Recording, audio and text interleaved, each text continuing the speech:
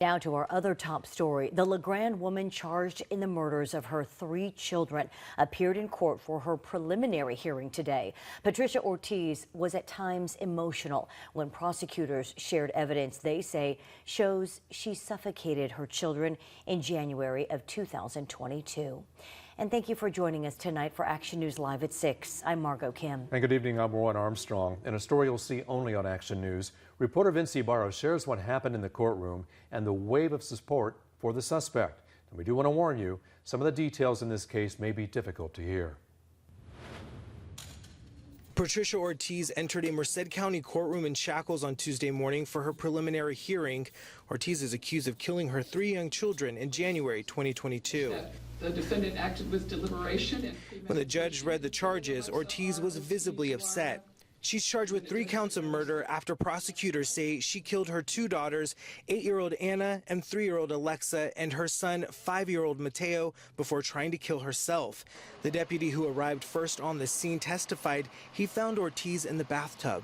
And what, if anything, did you observe upon arriving at the bathroom? A female that had lacerations to her lower arms and there was blood everywhere. Deputy Bender says he then proceeded to one of the bedrooms where he found the 5-year-old boy receiving CPR from a neighbor. That his arm was stiff in the air. Bender says the 2 girls were in another room, placed in a bed facing each other.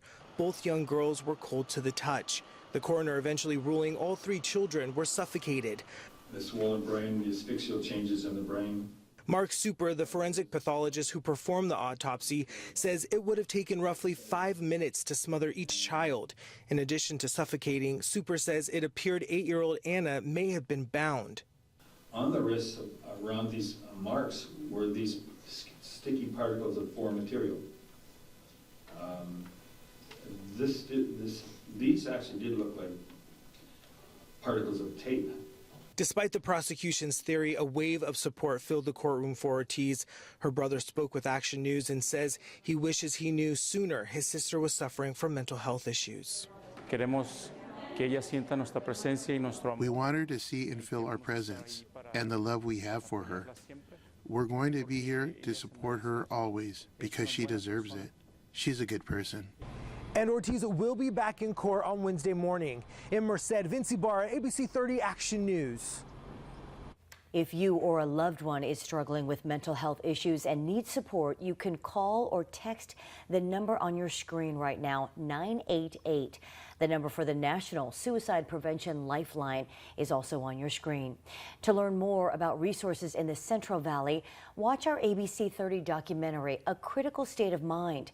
It's available on demand anytime on our ABC 30 apps. Hey Central California, stay up to date with all the latest news and weather. Don't forget to hit that like button and subscribe to ABC 30 Action News.